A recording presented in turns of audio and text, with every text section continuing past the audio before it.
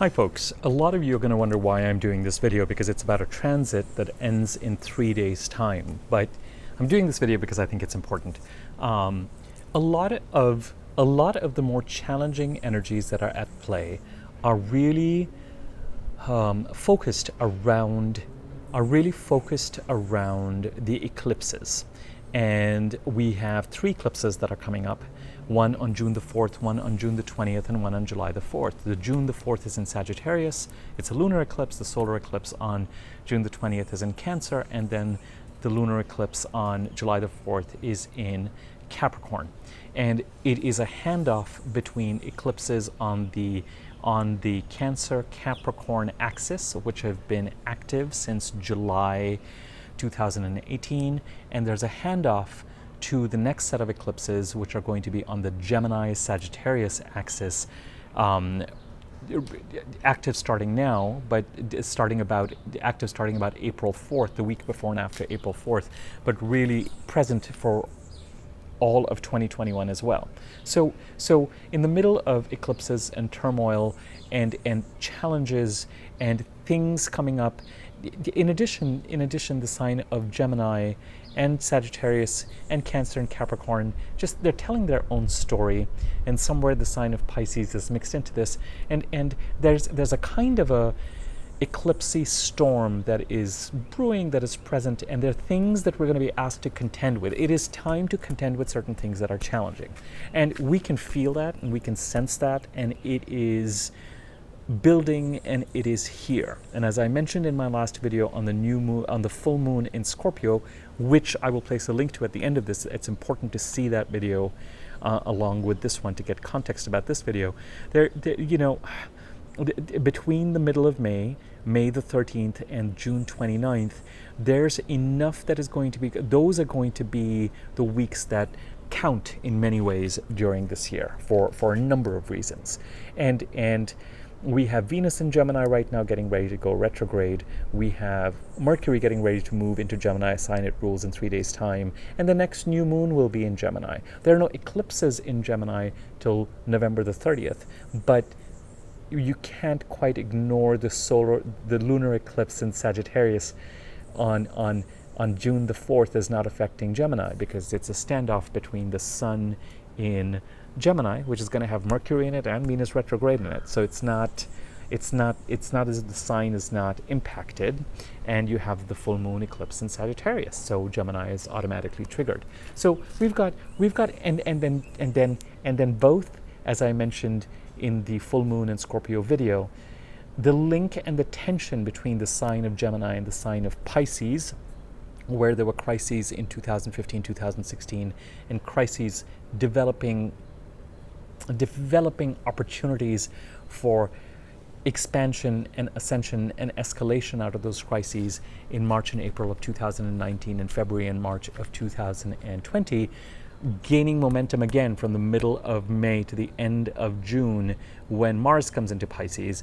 There's a tension between the signs of Pisces and Gemini that was present in this last full moon in Scorpio and will also be very present with the next new moon in Gemini. So we've got all this energy that is brewing.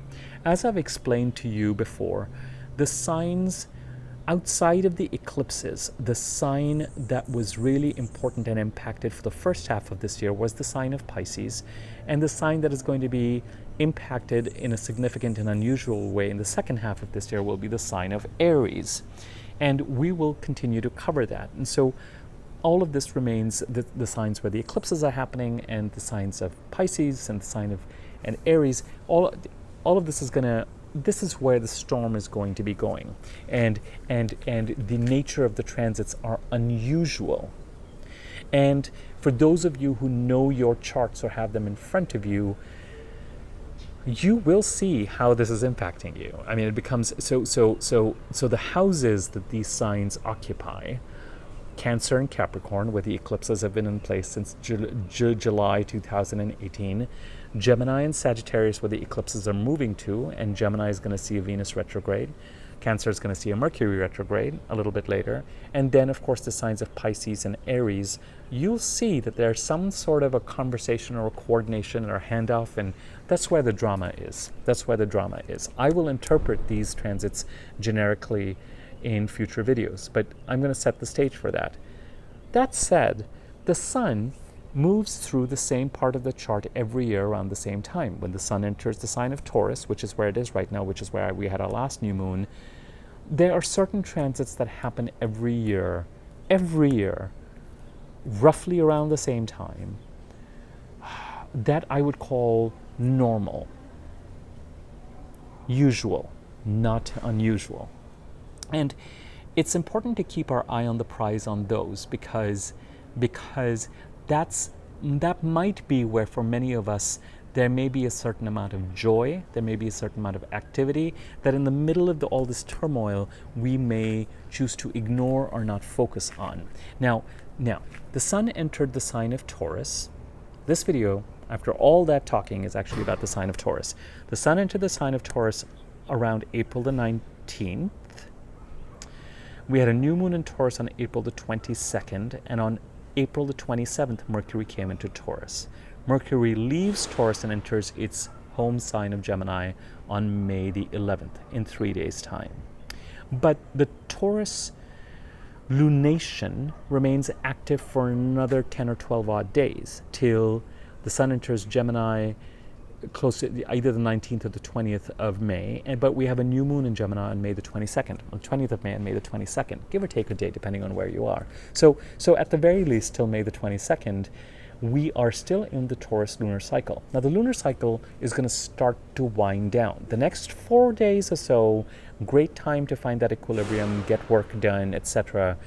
Great time. But as you head towards the new moon, as you know, a lot of you know, and as those people who've been watching my video know, the energy will start to recede and the Taurian energy will start to recede. With this new moon in Taurus, I'll place a link to that video at the end of this as well. Remember what I said, that the new moon in Taurus, it is a normal new moon. It was conjunct Uranus. So things that come in, may have come in out of the blue, may have a slightly revolutionary character, may have an epiphanic character, quantum leaps wherever the sign of Taurus is in your chart.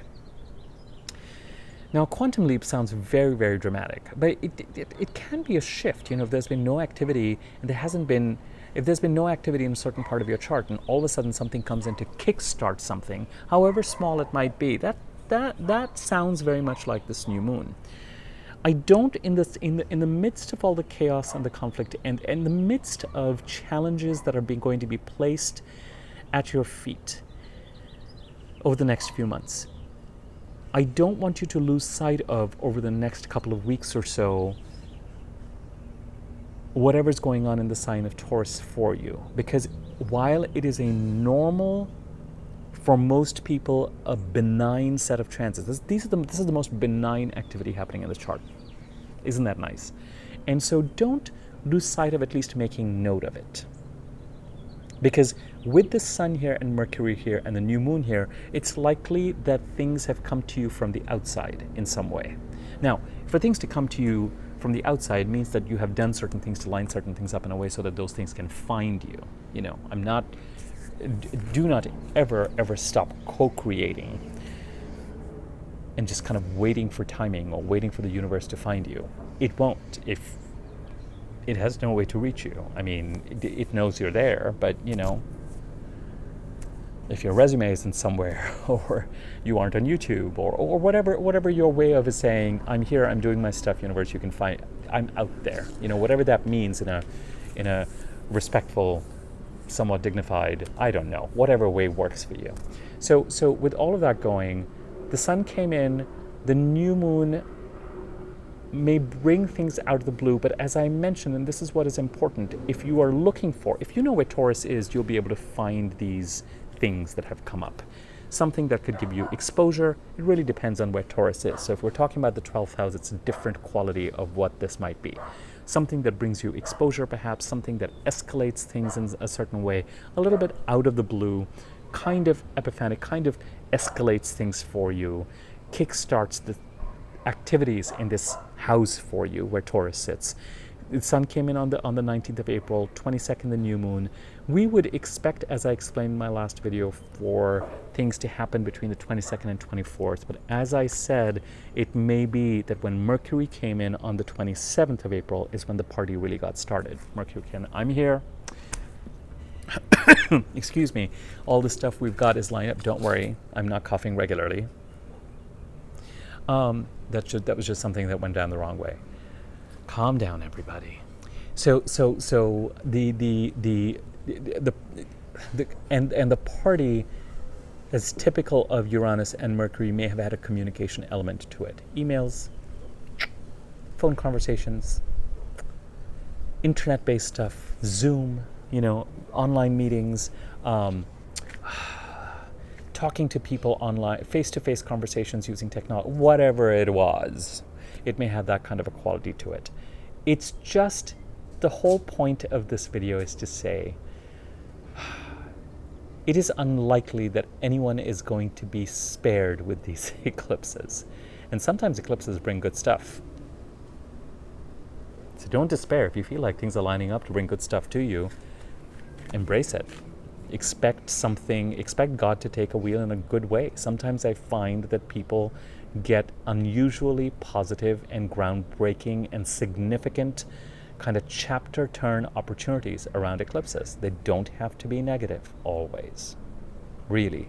So some part of our life right now is building up and brewing, but if you know where Taurus sits in your chart, or if you feel like there's a certain part of your life where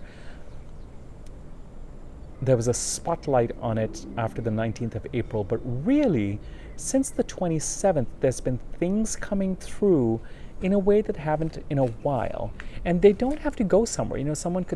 You could have 3 job offers, or you could look at 3 different job postings, for example, and you might apply for them. It looks like one is going to go through, but you still hear nothing has, but something else goes. It's not for you to predict what is going to materialize and what is going to manifest. It is for you to show up as far as the universe wants you to go, whether it is an interview, whether it is a submission, whatever it is that you need to do. Now, I'm not saying that you have to meet and accept every single thing that comes your way. That's not what I'm saying. If it works for you, if it's what you want to do, if it's aligned to your values, if it brings in whatever your decision making is with regard to what opportunities you answer, I'm going to leave that up to you. But I would also say that when it's eclipse time, see if you can answer you may need to prioritize sometimes. It may be that it goes from famine to feast. There's a certain part of your chart where there was no activity, and all of a sudden there were 3 emails or 3 messages or 4 messages or 7 messages that came through between the 27th and the 30th. That's the kind of stuff I'm talking about. It doesn't have to be huge. It's just a difference from where you were to what is now. It's not where the drama in your life is playing out. Okay? It is not where the drama of your life is playing out. The drama of your life is playing out in the signs of Gemini, Capricorn, Sagittarius, Cancer, and Pisces. That's where the drama of your life is playing out. In the sign of Taurus, don't lose sight of finding a certain amount of joy. This is a general reading, kids. As I said, if Taurus is in your 12th house, it's going to be a very different analysis and interpretation than if Taurus is in your 9th or 10th house or 5th house. Very different. So just, it's a general reading. But if there has been a certain amount of communication and activity, particularly of a communication, social media, writing, speaking, talking, interviewing, I know you're just like, Abhi, what are you talking about? We're in lockdown, man. Listen, people are adjusting. And a lot of this is kind of job-based. It could be health, it could be healthcare. It could be financial. It could be financial. It may not be where the drama is playing out. And even though Mercury leaves 3 days from now in the sign of Taurus, having started the party, just keep in mind that we're still in this lunar cycle till May the 22nd. So you may find yourself increasingly mentally and emotionally preoccupied with things in the crisis areas of your life, but do not, at least make note of, at least use this time to go, aha, those 3 or 4 things. Interesting. And just leave it at that. The sign of Taurus, these are, as I said, relatively benign transits right now, and these are relatively normal transits right now. And the sign of Taurus, interestingly, things that are getting started now may reach some sort of a culmination around the US election date. I can't remember when that is. Is it early November, folks? If someone knows, please leave it in the comments. The new moon in Taurus, and there's a corresponding full moon in Taurus when the sun is in Scorpio. I think it's early November, and I think it's really is around November 13th, November 16th, around the time of the election results, the presidential election results. So number one, there could be something that starts up now that has a culmination at that time. Number two, that's about it. You know, Mars comes into Taurus in the beginning of 2021, and so this is kind of what we've got to deal with. But it isn't as benign as it is. Find the joy in it if you can, and just continue to make note.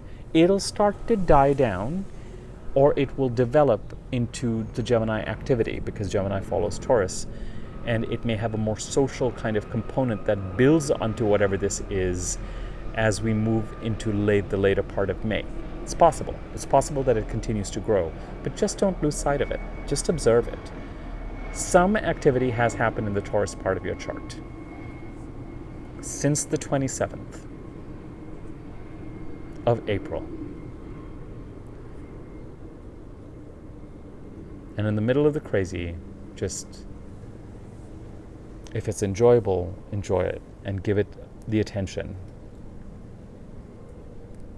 Okay, I'm going to leave it at that because I don't want to repeat it. I repeat things in my videos over and over again because I find that the repetition, I think there's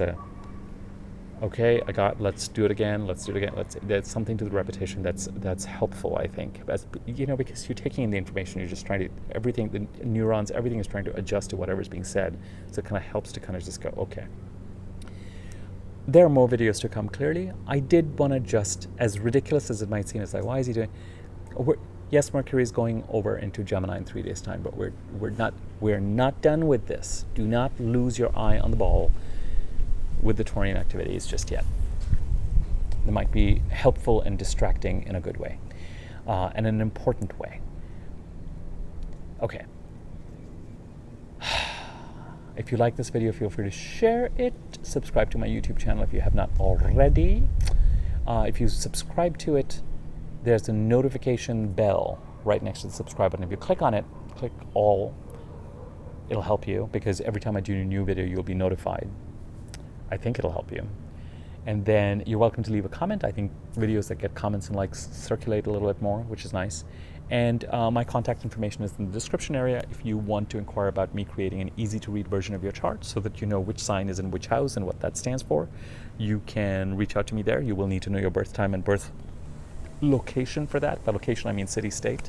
I don't care which hospital you were born in, or wherever you were born. And if you are interested in rates for reading, you can inquire there as well. Over and out.